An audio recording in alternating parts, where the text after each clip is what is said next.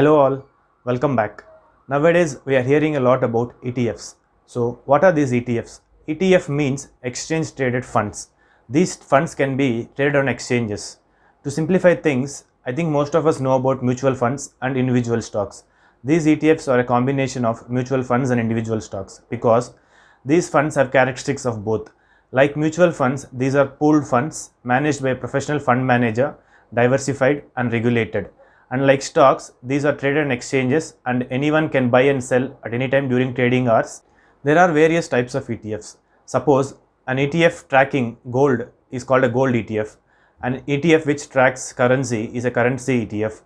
And ETFs which tracks government bonds or government bond ETFs.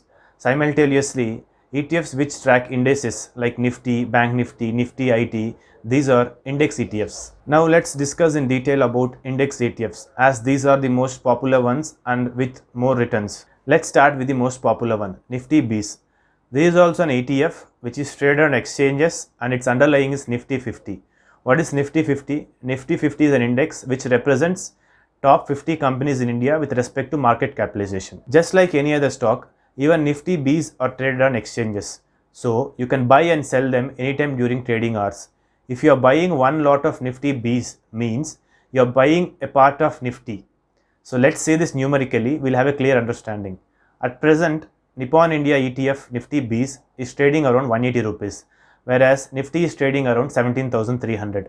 So 180 rupees is roughly 1/100th of 17,300.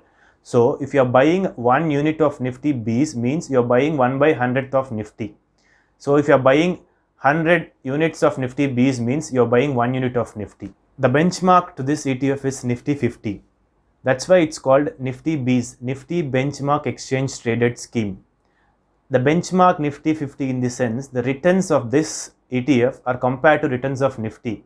As this tracks Nifty 50, this ETF tracks Nifty 50, the returns should be equal to returns of Nifty. That's true. Niftybees returns are always equal to Nifty 50 but slightly lower. Just like Niftybees, there are other index ETFs as well like Bank Niftybees, Nifty IT ETF, Nifty Power ETF, etc. Now let's look at the advantage of ETFs. First thing is diversification with focus. ETFs allows you to focus on particular sector or particular index or particular asset class, simultaneously diversify your investment. Let's take an example, understand this clearly. Suppose your focus area is banks. You think banks have good growth in coming future. So you wanted to invest in banks. You can select a bank ETF. Otherwise, you can go for purchasing some bank stocks. So I'll tell you the difference. If you are purchasing bank stocks instead of buying a bank ETF, what happens is, suppose you want to invest in some banking stocks, say HDFC, SBI or ICICI, you purchase one stock. Then if that particular stocks goes down, maybe whole banking sector might perform well, but one banking stock can go down for some other reasons, maybe some internal issues, some fraud, something. So what happens here is your investment is at risk. Because of that banking stock, you have only invested in 1 or 2 banking stocks. So your portfolio will get affected. Instead of investing in single or 2 stocks, if you are choosing a bank ETF, what happens is you are investing across so many top performing banks and not 1 or 2 banks. So though 1 or 2 banks doesn't perform well, your portfolio will not get affected. So here you can focus on banking sector, simultaneously diversify your investment across so many banks. So this is the greatest advantage ETFs can give you. You can focus as well as diversify at the same time. The next advantage is liquidity and flexibility. ETFs are just like stocks. You can buy, sell them anytime during trading hours. And the volumes of ETFs are growing day by day. Means people investing in ETFs are increasing every day. So there is enough liquidity. So you can buy them, sell them at any time you want. Whereas in mutual funds, you can only buy at the closing price and day long trading is not possible. Another disadvantage in mutual funds is most of the mutual funds are not easy to exit. Not easy in the sense they are expensive. Like whenever you want to exit a mutual fund, there is something called exit load. So you have to pay that and exit. Whereas in ETFs, you can buy them, sell them, you can sell them anytime you want. There is no exit load. So ETFs are liquid and they are more flexible than mutual funds. The next advantage is lower costs. There are some costs associated with any type of fund. It may be mutual fund, ETF or any other fund. These are administrative expenses, fund maintenance charges, broker commissions and some miscellaneous things. So these collectively, all these costs collectively is called as expense ratio. The expense ratio of ETFs are relatively lower compared to mutual funds. Generally, the expense ratio of mutual funds is around 0.5% to 1.5%. On an average, it's around 1%. So what 1% means, this 1% is not on your profits, it's on your total corpus. Suppose you are generating 12% return in a year. So this is before expense ratio. After expense ratio, it's only 11% because 1% is taken by your fund house as their costs. Whereas in ETFs, the expense ratio is around 0.2 to 0.3% and it's even lower as well. In index funds, it's around 0.1, 0.2%. Niftybees expense ratio is as low as 0.05%. Another advantage of ETFs is transparency.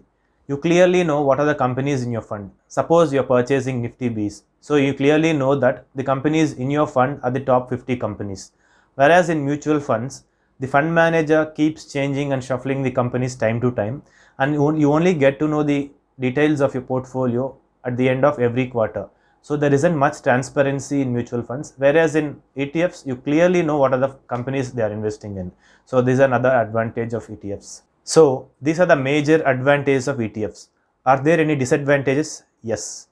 Now let's compare returns of top 5 ETFs with returns of top 5 mutual funds and see what's the disadvantage. Here we have considered top 4 large cap mutual funds and top 4 exchange traded index funds. The fourth one here is the Motilal Oswal Nasdaq 100. This is a fund which invests our money in US listed stocks. Nasdaq is a US stock exchange. So as of now we can ignore this, we are not talking about US stocks. Let's consider the top 3. Why we have taken this comparison is to compare the difference in returns between a mutual fund and a ETF. So we have considered two similar type of funds. Axis blue chip in the sense these are the topmost companies like Infosys, TCS, Reliance, ICICI, HDFC, and Nifty 50 also consists of similar type of companies. So these two can be compared. Axis blue chip fund has given a return of 20.47% in 3 years. This is the annual return. Whereas Nippon India ETF Niftybees, which tracks Nifty 50, has given only 14.46%. Here, a mutual fund has given higher return than an index fund. This is because of the expertise of the fund manager. A mutual fund manager has this liberty to pick those rare gems which compound your wealth at a faster pace. Rare gems in the sense those are called multi-baggers. In any market you find multi-baggers. So if a capable mutual fund manager can pick those rare multi-baggers and add it to the portfolio, what happens is they deliver higher percentage, higher growth. So on an average, overall performance of the portfolio goes up. Whereas in the index fund, Nifty 50, the manager will not have that liberty to change the companies because the companies which are in this fund has to be same that are in Nifty 50. So this is the maximum return possible, 14.46. But in mutual fund, that's nothing like maximum return. It all depends on the fund manager. If you can pick so many multi-baggers, then your return will keep going up. So in this case, we can say that a mutual fund, a well-managed mutual fund is better than an index fund. But at the same time, there is a risk in this mutual fund as well. This company which the fund manager has picked, those multi-baggers, can perform well for some time. What if they don't perform in the long run? Then your overall portfolio will go down. Returns on your portfolio will go down. Whereas in Nifty 50 index fund, this is more consistent and reliable. This might not give you huge returns, but it will give you decent returns which are consistent. Whereas in a mutual fund, it might give you better returns if the fund manager is good, or it might give you below par returns if fund manager is okay, or sometimes even the negative returns if fund manager doesn't perform well. So on a whole, what I am trying to say is it all depends on the risk appetite of the investor to choose a mutual fund or an ETF. Now let's look at taxation on ETFs. ETFs are taxed just like mutual funds. Long-term or short-term capital gains tax is applicable. Suppose you are purchasing some units of some ETF today and you are selling them after 1 year, then long-term capital gains tax is applicable. That's 10% on your profits. Here, there is an exemption also. First 1 lakh of your profits is exempted from tax. Suppose you are making 1 lakh profit in a year, then there is no tax. If you are making 1.5 lakhs, then 10% tax is charged on next 50,000 and the first 1 lakh is tax free. So this way long-term tax is applicable. Whereas if you are purchasing some units of ETF today and you are selling before 1 year, then short-term capital gains tax is applicable.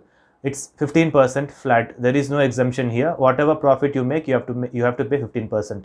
So that's about ETFs. If you are looking for flexibility, transparency, diversification, focus on particular sector, index or an asset class, or lower expense ratio, or you want to invest in smaller amounts, then ETFs are for you. Go for it.